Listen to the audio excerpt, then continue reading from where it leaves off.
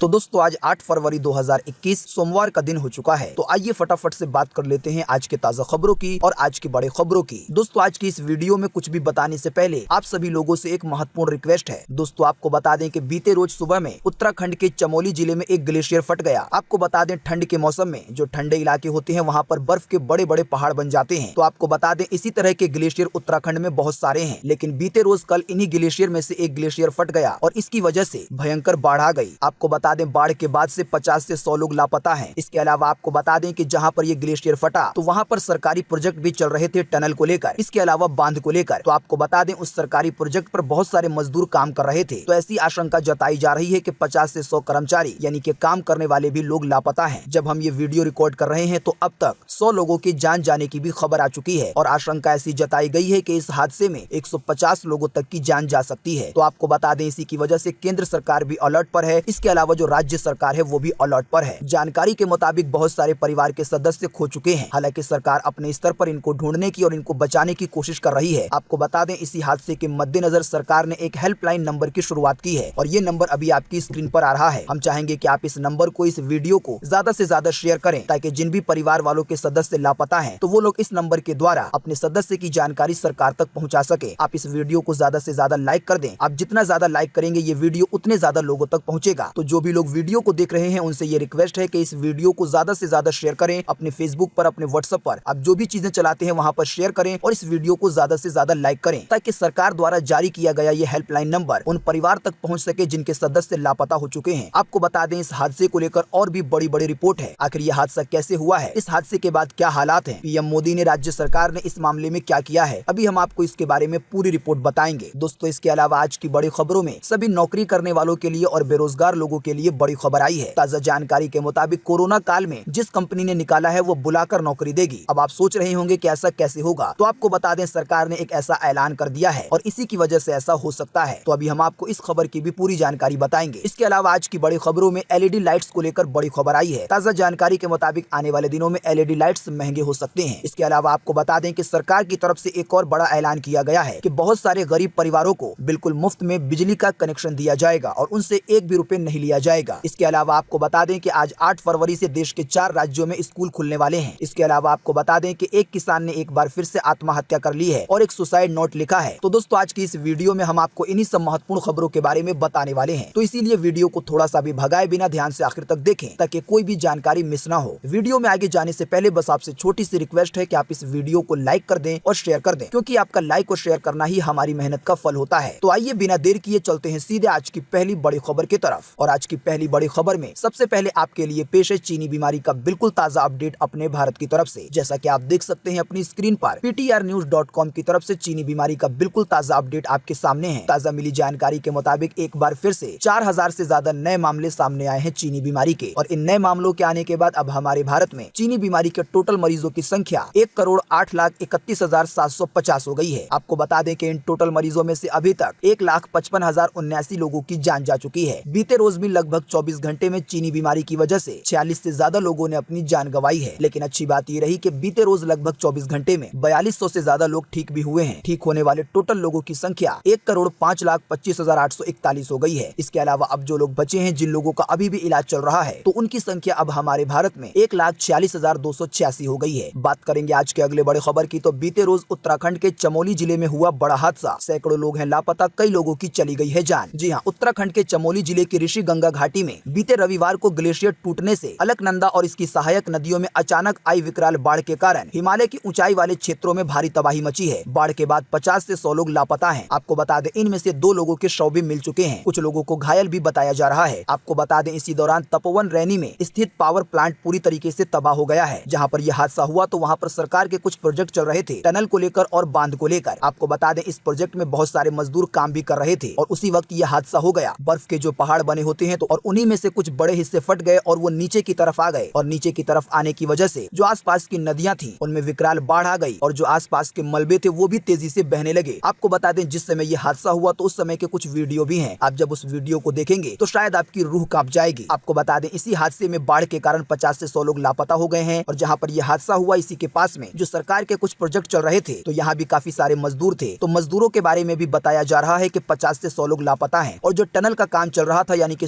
सुरंग का, तो बहुत सारे मजदूर सुरंग में भी थे। तो इस हादसे की वजह से सुरंग के बाहर मलबा भर गया है और बहुत सारे मजदूर टनल में यानी कि सुरंग में ही दब गए हैं, फंस गए हैं। ताजा जानकारी के मुताबिक ऐसे में मौके पर भेजी गई एनडीआरएफ, आईटीबीपी और एसडीआरएफ की टीम अपने काम में जुट गई है और लोगों को ढूंढने की और उन्हें बचाने की कोशिश की जा रही है। वहीं भारतीय सेना ने मौके पर राहत और बचाव का काम भी शुरू कर दिया था। इंडियन आर्मी के जवान टनल में फंसे लोगों को रेस्क्यू करने में यानी कि उन्हें बचाने में जुटे हुए हैं। तो दोस्तों, बीते रोज उत्तराखंड में एक बार फिर से बहुत बड़ा हादसा हुआ है। ताजा जानकारी के मुताबिक आपको बता दें कि जिन भी लोगों की जान गई है तो उनको राज्य की सरकार ने यानी कि उत्तराखंड की सरकार ने 4 लाख रुपए का मुआवजा देने का ऐलान किया है। इसके अलावा जो केंद्र की सरकार है यानी कि जो मोदी सरकार है, उसने हादसे में जान गंवाने वाले परिवारों को 2 लाख रुपए मुआवजा देने का ऐलान किया है। ताजा जानकारी के मुताबिक आपको बता दें कि जिस समय ये वीडियो रिकॉर्ड किया जा रहा है तो इस समय तक लगभग 10 लोगों की जान चली गई है और बाकी लोगों को बचाने की कोशिश की जा रही है। ताजा जानकारी के मुताबिक लोगों को बचाने का काम पूरी रात चला है, यानी कि हमारे देश के बहुत सारे जवान पूरी रात रेस्क्यू के काम में जुटे रहे ताकि ज्यादा से ज्यादा लोगों को बचाया जा सके। लेकिन आपको बता दें, इसी बीच एक दुख की आशंका भी जताई जा रही है। एक अनुमान के मुताबिक बताया जा रहा है कि इस हादसे की वजह से 150 लोगों की मौत हो सकती है, यानी कि जो लोग बाढ़ की वजह से बह गए हैं या टनल में फंसे हुए हैं तो इन्हीं में से लगभग 150 लोगों की जान भी जा सकती है। आपको बता दें, ग्लेशियर यानी कि बर्फ के पहाड़ फटने के बाद इतना बड़ा हादसा हुआ है कि यूपी के भी कई जिलों में रेड अलर्ट जारी कर दिया गया है। जैसा कि आप देख सकते हैं अपनी स्क्रीन पर कि उत्तराखंड में ग्लेशियर फटने से यूपी में अलर्ट। सीएम योगी ने गंगा किनारे बसे जिलों के डीएम, एसपी को दे दिए हैं निर्देश। जी हां, उत्तराखंड के चमोली जिले के रैनी में ग्लेशियर फटने से आई बाढ़ को देखते हुए मुख्यमंत्री योगी आदित्यनाथ ने उत्तर प्रदेश में गंगा नदी के किनारे पड़ने वाले सभी जिलों के जिला अधिकारी, पुलिस अधिकारी को पूरी तरीके से चौकन्ना रहने के निर्देश दिए हैं। शायद आप सोच रहे होंगे कि जब ये हादसा उत्तराखंड में हुआ है तो इसका असर हरिद्वार में यानी कि उत्तर प्रदेश में कैसे पड़ेगा। तो आपको बता दें कि ग्लेशियर फटने की वजह से जो विकराल बाढ़ आई है तो इसका असर उत्तराखंड के चमोली से यूपी के हरिद्वार तक हो सकता है और इसी की वजह से रेड अलर्ट जारी किया गया है, खास करके ऐसे इलाकों के लिए जो लोग गंगा नदी के किनारे रहते हैं। इसके अलावा हम आपको ये पहले ही बता चुके हैं कि राज्य की सरकार ने एक हेल्पलाइन नंबर की शुरुआत की है, जिसके जरिए जिन भी परिवार के सदस्य लापता हैं और वो इसके आसपास में रहते हैं तो वो लोग इस नंबर के जरिए सहायता ले सकते हैं, सरकार को बता सकते हैं। आपको बता दें, साथ ही में सरकार ने ये भी कहा है कि सोशल मीडिया पर लोग फेक वीडियो को यानी कि झूठे वीडियो को ना फैलाएं कि कभी कोई हादसा कहीं और हुआ है, बहुत साल पहले हुआ है, तो ऐसे वीडियो को ना दिखाएं क्योंकि ऐसा करने से माहौल बिगड़ सकता है। बाकी आप इस नंबर को शेयर करने के लिए इस वीडियो को ज्यादा से ज्यादा शेयर कर दें ताकि जो लोग लापता हैं तो उनके परिवार की मदद हो सके। इसके अलावा आपको बता दें कि इस हादसे पर पीएम मोदी ने, राष्ट्रपति ने, साथ ही में कांग्रेस अध्यक्ष सोनिया गांधी ने, राहुल गांधी ने, इसके अलावा जितनी भी बड़ी बड़ी सियासी हस्तियां हैं उन सभी लोगों ने दुख जताया है। इसके अलावा आपको बता दें, जो बॉलीवुड सेलिब्रिटी है तो इनमें से भी बहुत सारे लोगों ने उत्तराखंड के लोगों के लिए दुआ मांगी है और इस हादसे को लेकर दुख जताया है। बॉलीवुड सेलिब्रिटी में श्रद्धा कपूर, प्रसून जोशी, दिया मिर्जा, नुसरत भरूचा, सोनू सूद, इसके अलावा भी कई और बॉलीवुड हस्तियां शामिल हैं। बात करेंगे आज के अगले बड़े खबर की, तो कोरोना काल में जिस कंपनी ने निकाला वो बुलाकर देगी नौकरी, सरकार ने कर दिया है ऐसा कुछ ऐलान। जी हां, कोरोना महामारी पूरी दुनिया के लिए तबाही बनकर आई। देश दुनिया की अर्थव्यवस्था इससे तबाह हो गई। इस दौरान न जाने कितने लोगों के काम धंधे ठप हो गए, कितनों की नौकरी चली गई और कितनों ने तो अपनी जान भी गंवा दी। लेकिन दोस्तों, अब जब हालात सामान्य हो चले हैं, अर्थव्यवस्था भी पटरी पर लौट रही है, ऐसे में उन लोगों के बारे में भी ख्याल किया जा रहा है जिनकी नौकरी कोरोना के काल में चली गई थी। सरकार ने निजी कंपनियों से यानी कि प्राइवेट कंपनियों को एक ऑफर दिया है। ऑफर में कहा गया है कि अगर कोई कंपनी चीनी बीमारी के काल में निकाले गए कर्मचारी को जून 2021 से पहले वापस काम पर रख लेती है तो अगले 2 साल तक उनका पीएफ सरकार देगी, यानी कि जो पीएफ का पैसा कंपनी को देना पड़ता है तो वो पैसा उस कर्मचारी का 2 साल तक सरकार भरेगी, यानी कि कंपनी को यहाँ पर एक बड़ा फायदा होगा। अगर आपको पता नहीं है तो हम आपको बता दें कि ईपीएफओ के नियम के मुताबिक कर्मचारी और नियोक्ता 24% अंशदान जमा करते हैं, यानी कि नौकरी करने वाले के खाते में सैलरी का 24% हिस्सा जमा किया जाता है, लेकिन कर्मचारी की सैलरी में से केवल 12% सैलरी काटी जाती है पीएफ के लिए। बाकी जो 12% है ये कंपनी को देना पड़ता है। तो यही जो 12% पैसा कंपनी देती है तो ये 2 साल तक उन कर्मचारियों का सरकार देगी जिन लोगों को कोरोना काल में निकाल दिया गया है, और अगर कंपनी जून 2021 से पहले उन लोगों को काम पर वापस रख लेती है। तो दोस्तों, सरकार के इस ऐलान से ऐसी उम्मीद है कि आने वाले दिनों में बहुत सारे लोगों को नौकरी मिल सकती है, खास करके उन लोगों को जिन लोगों की नौकरी छूट गई थी। बात करेंगे आज के अगले बड़े खबर की, तो एलईडी लाइट की रोशनी पड़ेगी महंगी, कंपनियों ने दिए हैं 5 से 10% महंगे होने के संकेत। जी हाँ, आने वाले दिनों में आपको एलईडी लाइट्स के लिए ज्यादा पैसे देने पड़ सकते हैं। कंपनियों ने इस बात के संकेत दिए हैं कि दाम में करीब 5 से 10% की बढ़ोतरी हो सकती है। दरअसल एलईडी लाइट्स को बनाने में जिन कलपुर्जों का इस्तेमाल किया जाता है तो उनमें से कुछ कलपुर्जों पर सीमा शुल्क को बढ़ा दिया गया है, जिसको कस्टम ड्यूटी कहते हैं, और इसी की वजह से आने वाले दिनों में जो एलईडी लाइट्स है वो 5 से 10% महंगा हो सकता है। पीटीआई के मुताबिक घरेलू मैन्युफैक्चरर ने इसकी जानकारी दी है, लेकिन आपको बता दें साथ ही में मैन्युफैक्चरर ने ये भी कहा है कि वो सरकार से अपील करेंगे कि ये जो मुद्दा है इसे जल्द से जल्द हल किया जाए ताकि जो एलईडी लाइट्स के दाम है वो ना बढ़े। जैसा कि आप जानते हैं कि अब ज्यादातर घरों में भारत के अंदर एलईडी लाइट्स का इस्तेमाल किया जाता है, क्योंकि इससे बिजली बिल बहुत ज्यादा कम आता है और इनके टूटने का भी कोई खतरा नहीं होता। बात करेंगे आज के अगले बड़े खबर की, तो 17,550 परिवारों को मिलेंगे मुफ्त में बिजली कनेक्शन। सरकार ने किया है ये बड़ा ऐलान। जी हाँ, प्रदेश में 17,550 गरीब परिवारों को सरकार की एक योजना के तहत बिल्कुल मुफ्त में बिजली कनेक्शन दिया जाएगा। आपको बता दें, इसके लिए सरकार 13,000 करोड़ रुपए से ज्यादा खर्च करेगी। इस योजना का फायदा उन परिवार को मिलेगा जिनकी वार्षिक आय 35,000 रुपए से कम है, यानी कि एक साल में पूरे परिवार की इनकम 35,000 से ज्यादा नहीं होनी चाहिए। बिजली लोड की आवश्यकता 2 किलोवाट से ज्यादा नहीं होनी चाहिए और ये सभी लोग बीपीएल कार्ड वाले होंगे, यानी कि गरीबी रेखा से नीचे वाले होंगे। इस योजना का फायदा उठाने के लिए आय का प्रमाण पत्र, यानी कि जो इनकम का सर्टिफिकेट होता है वो होना चाहिए और साथ ही में पहचान पत्र अनिवार्य है। आपको बता दें, ये खबर हिमाचल प्रदेश सरकार की तरफ से आई है। मुख्यमंत्री रोशनी योजना के तहत 17,550 गरीब परिवारों को बिल्कुल मुफ्त में बिजली का कनेक्शन दिया जाएगा। इस योजना का लाभ लेने के लिए एक ये भी शर्त है कि लाभ लेने वाला व्यक्ति हिमाचल प्रदेश का रहने वाला होना चाहिए। बात करेंगे आज के अगले बड़े खबर की, तो अभिभावक दें ध्यान, आज से इन राज्यों में खुल जाएंगे बच्चों के स्कूल। जी हाँ, बच्चों के पेरेंट्स के लिए आज की ये खबर बेहद ही महत्वपूर्ण है। जैसा कि आप जानते होंगे कि कई राज्यों में बोर्ड परीक्षा वाली कक्षाओं के स्कूल पहले ही खोले जा चुके हैं, लेकिन अब देश के 4 राज्यों में अन्य कक्षाओं के, यानी कि छोटी कक्षाओं के भी स्कूल खुलने वाले हैं। ताजा जानकारी के मुताबिक चीनी बीमारी के केस कम होने की वजह से अब धीरे धीरे स्कूलों को खोला जा रहा है। हालांकि स्कूल खुलने के बाद चीनी बीमारी के लिए जो नियम कानून बनाए गए हैं, तो वो छात्रों को, पढ़ाने वालों को, इसके अलावा जो स्कूल प्रबंधन है, इन सभी लोगों को इसका पालन करना होगा। यानी कि सोशल डिस्टेंसिंग का ध्यान रखना होगा, मास्क हमेशा पहन के रखना होगा और बच्चों से भी इसका पालन करवाना होगा। ताजा जानकारी के मुताबिक आपको बता दें कि राजस्थान में आज सोमवार से 6ठी से 8वीं कक्षा के लिए स्कूल खुल जाएंगे। 9वीं से 12वीं कक्षा के स्कूल राजस्थान में पहले ही खुल चुके हैं, लेकिन फिलहाल स्कूल और कॉलेज की कक्षाओं में 50% क्षमता के साथ ही छात्र बैठेंगे, यानी कि छात्रों को एक दिन छोड़ के एक दिन स्कूल जाना होगा। इसके अलावा आपको बता दें कि बिहार में भी आज से 6ठी से 8वीं कक्षा के स्कूल खुल जाएंगे और आने वाले 1 मार्च से कक्षा 1 से 5वीं के छात्रों के लिए भी स्कूल खुल जाएंगे। इससे ऊपर की कक्षाओं के स्कूल पहले ही बिहार में खुल चुके हैं। इसके अलावा आपको बता दें कि उड़ीसा में भी 9वीं से 11वीं कक्षा के स्कूल खुल जाएंगे आज सोमवार से। 10वीं और 12वीं कक्षा के स्कूल उड़ीसा में भी पहले ही खुल चुके हैं। उड़ीसा को लेकर ये भी जानकारी आई है कि फिलहाल 9वीं से 11वीं की कक्षाओं में केवल 2 घंटे तक की ही पढ़ाई होगी, 8:30 से 10:30। इसके अलावा आपको बता दें कि उत्तराखंड में भी आज से 6ठी कक्षा से 11वीं कक्षा तक के स्कूल खुल जाएंगे। 10वीं और 12वीं के स्कूल यहाँ पर भी पहले ही खुल चुके हैं। तो दोस्तों, इन 4 राज्यों में आज से कई कक्षाओं के स्कूल खुलने वाले हैं। तो जो भी बच्चों के पेरेंट्स हैं या जो समझदार बच्चे हैं, उन्हें खुद से ही सावधानी के साथ स्कूल जाना होगा और पढ़ाई करनी होगी। आने वाले दिनों में देश के और भी कई राज्यों में छोटी कक्षाओं के भी स्कूल खुलने वाले हैं। जैसे जैसे उनकी तारीख नजदीक आएगी तो हम आपको उसका भी ताजा अपडेट देंगे। इसके लिए आप हमारे चैनल को सब्सक्राइब कर सकते हैं और बेल का आइकन दबा सकते हैं, ताकि आपको रोजाना की सभी महत्वपूर्ण खबरें, सरकारी खबरें मिलती रहें। बात करेंगे आज के अगले बड़े खबर की, तो टिकरी बॉर्डर पर किसान ने फांसी लगाकर दी जान, सुसाइड नोट पर लिखा सरकार दे रही है तारीख पर तारीख। जी हाँ, हरियाणा के बहादुरगढ़ में कृषि कानूनों को लेकर केंद्र सरकार से नाराज एक किसान ने फांसी लगा ली है। किसान ने सेक्टर 9 बाईपास के पार्क में पेड़ से लटक कर अपनी जान दे दी। किसान की पहचान जिंद के सिंगवाल गाँव के करमवीर के तौर पर हुई है। जिस किसान की जान गई है उसके पास एक सुसाइड नोट भी मिला है। सुसाइड नोट में लिखा हुआ है कि सरकार तारीख पर तारीख दे रही है। साथ ही में लिखा हुआ है कि पता नहीं कब ये काले कानून रद्द होंगे और इसी की वजह से किसान ने अपनी जान दे दी। इसके अलावा आपको बता दें कि 2 और किसानों की जान चली गई है। अनुमान के मुताबिक एक किसान की जान हार्ट अटैक की वजह से, तो दूसरे किसान की जान एक बस की चपेट में आने से हुई है। आपको बता दें, दिल्ली की कई सीमाओं पर हजारों की तादाद में किसान आंदोलन कर रहे हैं। सरकार ने जो अभी हाल ही में किसानों को लेकर 3 कानून बनाए थे, उसको हटवाने के लिए किसान नेताओं की तरफ से ये भी ऐलान कर दिया गया है कि जब तक सरकार कानून वापस नहीं लेगी तो किसान यहीं पर बैठे रहेंगे, चाहे सर्दी हो, गर्मी हो, बारिश हो। किसानों ने ये भी कह दिया है कि अगर जरूरत पड़ी तो आने वाले 2 अक्टूबर तक हम धरने पर ही बैठे रहेंगे और आंदोलन करते रहेंगे, और अगर इसके बाद भी कानून को नहीं हटाया जाएगा तो इसके आगे की भी प्लानिंग की जाएगी। हालांकि आपको बता दें, सरकार अपने स्तर पर इस मामले को सुलझाने की कोशिश कर रही है, लेकिन बात नहीं बन पा रही। बात करेंगे आज के अगले बड़े खबर की, तो इस फरवरी के महीने में 8 बड़ी सरकारी नौकरियों में है भर्ती का मौका। 10वीं और 12वीं पास वाले भी कर सकते हैं आवेदन। जी हाँ, जो भी लोग 10वीं या 12वीं पास है या जिन लोगों ने ITI कर रखी है, तो ये खबर उनके लिए बेहद ही महत्वपूर्ण है। खास करके उन लोगों के लिए जो लोग 10वीं या 12वीं पास होने के बावजूद भी एक सरकारी नौकरी चाहते हैं और अपनी जिंदगी में सही से सेटल होना चाहते हैं। तो आपको बता दें, इस फरवरी के महीने के लिए लगभग 8 सरकारी नौकरियों की खबर आई है और इनमें से कितनी ऐसी नौकरी है जिसमें 10वीं और 12वीं पास वाले भी आवेदन कर सकते हैं। तो आइए आपको एक एक करके फटाफट से बताते हैं इन नौकरियों के बारे में। पहली नौकरी है ITI पास युवाओं के लिए। आपको बता दें, ITI पास युवाओं के लिए लगभग 547 पदों पर भर्तियां निकाली गई हैं। जो भी उम्मीदवार इस वाली वैकेंसी में आवेदन करना चाहते हैं तो उन्हें 11 फरवरी से पहले आवेदन करना होगा। इसके अलावा आपको बता दें कि DSRVS में भी 433 पदों पर भर्तियां निकाली गई हैं और इसमें 12वीं पास वाले आवेदन कर सकते हैं। इस वाली वैकेंसी में आवेदन करने की अंतिम तारीख 20 फरवरी 2021 है। इसके अलावा आपको बता दें कि RBI यानी कि रिजर्व बैंक ऑफ इंडिया में सुरक्षा गार्ड के पदों पर भी भर्तियां शुरू हो गई हैं। लगभग 18 राज्यों में सरकारी नौकरी मिलेगी इस वैकेंसी के तहत। ताजा जानकारी के मुताबिक इस वाली वैकेंसी में आवेदन करने की अंतिम तारीख 12 फरवरी 2021 है। इसके अलावा आपको बता दें कि BARC में भी कई पदों पर भर्तियां निकाली गई हैं और इस वाली वैकेंसी में आवेदन करने की अंतिम तारीख 15 फरवरी 2021 है। इसके अलावा आपको बता दें कि UPHJS में भी 98 पदों पर भर्तियां निकाली गई हैं और इस वाली वैकेंसी में आवेदन करने की अंतिम तारीख 19 फरवरी 2021 है। इसके अलावा आपको बता दें कि MPPSC में भी कई पदों पर भर्तियां निकाली गई हैं और इस वाली वैकेंसी में आवेदन करने की अंतिम तारीख 14 फरवरी 2021 है। इसके अलावा आपको बता दें कि आर्मी वॉर कॉलेज मुख्यालय में भी विभिन्न पदों पर भर्तियां निकाली गई हैं, जिसमें 10वीं और 12वीं पास वाले युवा भी आवेदन कर सकते हैं और इस वाली वैकेंसी में आवेदन करने की अंतिम तारीख 15 फरवरी 2021 है। इसके अलावा आखिर में आपको बता दें जो 8वीं वैकेंसी है वो है उत्तर प्रदेश पावर कॉर्पोरेशन की तरफ से और इस वाली वैकेंसी में आवेदन करने की अंतिम तारीख 23 फरवरी 2021 है। दोस्तों अगर मैं एक एक करके सभी वैकेंसी की जानकारी बिल्कुल डिटेल से दूंगा तो वीडियो बहुत ज्यादा लंबा होगा और जिन लोगों को इसकी जरूरत नहीं है वो लोग बोर हो जाएंगे। लेकिन दोस्तों हम आपकी सहायता के लिए इसी वीडियो के नीचे डिस्क्रिप्शन में एक लिंक देंगे जिस पर आप क्लिक करके इन सभी वैकेंसी के बारे में अधिक जानकारी प्राप्त कर पाएंगे। आप जान पाएंगे कि इन वैकेंसी में कैसे अप्लाई करना है, कहां से अप्लाई करना है, कौन लोग अप्लाई कर सकते हैं, अप्लाई करने के लिए क्या योग्यता होनी चाहिए, आपको नौकरी कहां पर मिलेगी, इस तरह की टोटल जानकारी आपको लिंक द्वारा मिल जाएगी। लेकिन लिंक पे जाने से पहले आप आज की कुछ और बड़ी खबरें देख लें क्योंकि वो भी आपके काम की हो सकती हैं। बात करेंगे आज के अगले बड़े खबर की तो आज 8 फरवरी 2021 को ये रहेगा पूरे भारत में मौसम का हाल। मौसम विभाग ने जारी किया है मौसम का पूर्वानुमान। स्काईमेट वेदर की है रिपोर्ट। जी हाँ, मौसम विभाग के अनुसार अगले 2 दिनों के दौरान पूर्व उत्तर भारत में हल्की बारिश और गरज के साथ बौछारें गिरने की संभावना है। ये गतिविधियां विशेष रूप से असम, मेघालय, अरुणाचल प्रदेश, मणिपुर और मिजोरम में देखने को मिलेगी। यानी कि इन सभी जगहों पर अगले 2 दिनों तक बारिश हो सकती है। अभी हमने आपको जिन भी राज्यों के जिन भी जगहों के नाम बताए हैं तो इसको छोड़कर पूरे देश में मौसम विभाग के मुताबिक मौसम सूखा रहेगा। बात करेंगे आज के अगले बड़े खबर की तो दिल्ली मेरठ एक्सप्रेसवे मार्च से खोलने की तैयारी। दूरी के हिसाब से इस एक्सप्रेसवे पर लगेगा टोल टैक्स। जी हाँ, लंबे इंतजार के बाद लगभग 15 मार्च के आसपास दिल्ली मेरठ एक्सप्रेसवे को आम यात्रियों के लिए खोला जा सकता है और इसको खोलने की तैयारी चल रही है। एक्सप्रेसवे पर चलने वाले यात्रियों को दूरी के हिसाब से टोल अदा करना होगा। जानकारी के मुताबिक प्रति किलोमीटर के लिए ₹1.65 का टोल टैक्स देना होगा। आपको बता दें इस एक्सप्रेसवे के जरिए दिल्ली से मेरठ बिल्कुल आसानी से और जल्दी पहुंचा जा सकेगा। दिल्ली से मेरठ जाने में जो भी जिले जो भी शहर आते हैं वहां पर भी अब पहुंचना काफी ज्यादा आसान हो जाएगा और पहले के मुकाबले कम टाइम लगेगा। आने वाले मार्च में जब ये एक्सप्रेसवे खुलेगा तो इसकी और ज्यादा अधिक जानकारी आ जाएगी। बात करेंगे आज के अगले बड़े खबर की तो बीते रोज भी स्थिर रहे पेट्रोल डीजल के दाम, नहीं हुई कोई बढ़ोतरी या कटौती। आइए बताएं ताजा भाव। जी हाँ, बीते रोज रविवार को भी पेट्रोल डीजल के दामों में ना तो कोई कटौती हुई और ना ही कोई बढ़ोतरी हुई। लेकिन आपको बता दें अभी से 2 दिन पहले लगातार पेट्रोल डीजल के दाम बढ़ाए गए थे और साथ ही में घरेलू गैस सिलेंडर भी महंगा किया गया था। खैर आपको बता दें कि फिलहाल ताजा जानकारी के मुताबिक आपको 1 लीटर पेट्रोल राजधानी दिल्ली में 86 रुपए 95 पैसे का मिलेगा तो 1 लीटर डीजल आपको 77 रुपए 13 पैसे का मिलेगा। बाकी कोलकाता, मुंबई, चेन्नई के दाम आपकी स्क्रीन पर है, आप वीडियो को रोककर देख सकते हैं। वैसे हम आपको इसी वीडियो के नीचे डिस्क्रिप्शन में एक लिंक दे देंगे जिस पर आप क्लिक करके देश के और भी बड़े बड़े शहरों के पेट्रोल डीजल का ताजा भाव जान पाएंगे। बात करेंगे आज के अगले बड़े खबर की तो पीएम मोदी की पश्चिम बंगाल के लोगों को सौगात, नहीं होगी रसोई गैस की कमी। जी हाँ, प्रधानमंत्री नरेंद्र मोदी ने बीते रोज असम में पश्चिम बंगाल का दौरा किया। असम में उन्होंने कई जन कल्याण योजनाओं का उद्घाटन किया। पश्चिम बंगाल में भी प्रधानमंत्री ने रसोई गैस से जुड़ी परियोजनाओं का लोकार्पण किया। ताजा जानकारी के मुताबिक पश्चिम बंगाल के हल्दिया में प्रधानमंत्री ने गैल द्वारा निर्मित 348 किलोमीटर लंबी गैस पाइपलाइन का उद्घाटन किया। आपको बता दें पश्चिम बंगाल के हल्दिया में और इसके आसपास में यानी कि इसके 348 किलोमीटर के एरिया में जो भी लोग रहते हैं तो अब उन लोगों को पाइपलाइन के जरिए गैस मिलेगी और सिलेंडर का झंझट हट जाएगा। आपको बता दें कुछ दिन पहले ये भी खबर आई थी कि धीरे धीरे आने वाले दिनों में देश के और भी कई शहरों में और भी कई राज्यों में गैस की पाइपलाइन बिछाई जाएगी ताकि सिलेंडर का झंझट खत्म हो जाए। दोस्तों अगली खबर के बारे में बताने से पहले आपके लिए एक बड़ा सर्वे और एक बड़ा सवाल। अगर आप इसमें हिस्सा लेंगे और इस सर्वे का जवाब देंगे तो इससे बहुत कुछ पता चलेगा पूरे देश के लिए। दोस्तों अभी हमने आपको थोड़ी देर पहले खबर बताई कि सरकार ने एक ऐसा ऐलान किया है और प्राइवेट कंपनियों को एक ऐसा ऑफर दिया है जिसके तहत ये उम्मीद जताई जा रही है कि कोरोना काल में जिस कंपनी ने भी लोगों को नौकरी से निकाल दिया था तो अब वही कंपनियां अपने कर्मचारियों को दोबारा कॉल कर करके बुला सकती हैं और उन्हें नौकरी दे सकती हैं। तो दोस्तों सरकार ने ये जो ऐलान किया है जिसके जरिए कंपनियां खुद लोगों को बुलाकर नौकरी दें, तो सरकार का ये ऐलान आपके हिसाब से कैसा है? क्या पीएम मोदी के इस ऐलान से बेरोजगार लोगों को फायदा होगा या नहीं होगा? आपकी इस पर अपनी पर्सनल राय क्या है? फटाफट से आप अपना जवाब इसी वीडियो के नीचे कमेंट बॉक्स में लिख डालिए। सरकार ने एक ऐसा ऐलान किया है जिसके तहत कंपनियों को कहा गया है कि कोरोना काल में जिस भी लोगों को हटाया गया था तो उसको दोबारा बुलाकर नौकरी दी जाए। तो सरकार के इस ऐलान से लोगों का फायदा होगा या नहीं? फटाफट से आप अपना जवाब इसी वीडियो के नीचे कमेंट बॉक्स में लिख डालिए। आपके दिए हुए जवाब से बहुत कुछ पता चलेगा। बात करेंगे आज के अगले बड़े खबर की तो बीते रोज ओखला की संजय कॉलोनी में लगी भयंकर आग, 20 से ज्यादा झुग्गियां जलकर हुई खाक। जी हां, दिल्ली के ओखला फेज 2 में हरिकेश नगर मेट्रो स्टेशन के संजय कॉलोनी में शनिवार देर रात आग लग गई जिसमें लगभग 20 से ज्यादा झोपड़ियां जलकर खाक हो गयी। आपको बता दें एक वरिष्ठ पुलिस अधिकारी ने बताया कि आग पहले कपड़ों की कतरन में लगी जो बाद में झुग्गियों में फैल गई और इसी की चपेट में लगभग 20 से 22 झुग्गियां यानी कि 20 से 22 घर आ गए। साथ ही में एक ट्रक भी खड़ा था तो वो भी इसकी चपेट में आ गया। हालांकि इन सभी चीजों के बीच एक सबसे बड़ी बात यह है कि इतने बड़े स्तर पर आग लगी उसके बावजूद भी कोई हताहत यानी कि किसी को कोई नुकसान नहीं हुआ। बात करेंगे आज के अगले बड़े खबर की, तो सिविल सेवा परीक्षा के उम्मीदवारों के लिए खुशखबरी, एक और मौका देगी सरकार एग्जाम देने के लिए। जी हाँ, संघ लोक सेवा आयोग यानी कि यूपीएससी की सिविल सेवा परीक्षा के अभ्यर्थियों के लिए खुशखबरी है। केंद्र सरकार यूपीएससी सिविल सर्विसेज एग्जाम में उम्मीदवारों को एक और मौका देने के लिए राजी हो गई है। सरकार ने इस संबंध में सुप्रीम कोर्ट में हल्फनामा भी दाखिल कर दिया है। याचिका में कहा गया है कि चीनी बीमारी महामारी के कारण साल 2020 में यूपीएससी की सिविल सेवा परीक्षा में बहुत सारे उम्मीदवार शामिल नहीं हुए। इसके अलावा कई सारे ऐसे उम्मीदवार हैं जो शामिल हुए लेकिन विपरीत परिस्थितियों की वजह से, यानी कि चीनी बीमारी का इतना टेंशन, लॉकडाउन वगैरह का टेंशन, तो इस वजह से परीक्षा में वो लोग अपना बेस्ट नहीं दे पाए। इसी की वजह से ये परीक्षा जिन लोगों के लिए साल 2020 में आखिरी मौका था तो उन्हें एक और मौका मिलना चाहिए। तो आने वाले दिनों में यूपीएससी के सिविल सर्विसेज की जो परीक्षाएं हैं वो एक बार फिर से हो सकती हैं। दोस्तों, जाते जाते वीडियो के लास्ट में हम आपको बता दें कि हम आपको इसी वीडियो के नीचे डिस्क्रिप्शन में एक और लिंक देंगे जिस पर आप क्लिक करके उत्तराखंड में जो एक बड़ा हादसा हुआ है, जो ग्लेशियर फट गया है और जिसकी वजह से विकराल बाढ़ आने का खतरा हो गया है, तो जिस समय ये ग्लेशियर फटा उसके बाद क्या हालात रहे, किस तरीके से बचाव का कार्य चल रहा है, इन सभी चीजों के वीडियो भी सामने आए हैं। तो जो हम आपको लिंक देंगे आप उसके द्वारा इन सब वीडियो को देख सकते हैं। तो दोस्तों, आज 8 फरवरी 2021 की यही ताजा खबरें थी और महत्वपूर्ण खबरें थी। उम्मीद करते हैं इससे आपको काफी कुछ जानकारी मिली होगी। हम बस इसके बदले में आपसे इतना ही चाहते हैं कि आप इस वीडियो को लाइक कर दें और शेयर कर दें, क्योंकि आपका लाइक और शेयर करना ही हमारी मेहनत का फल होता है। वीडियो देखने के लिए आपका बहुत बहुत धन्यवाद। Thanks for watching.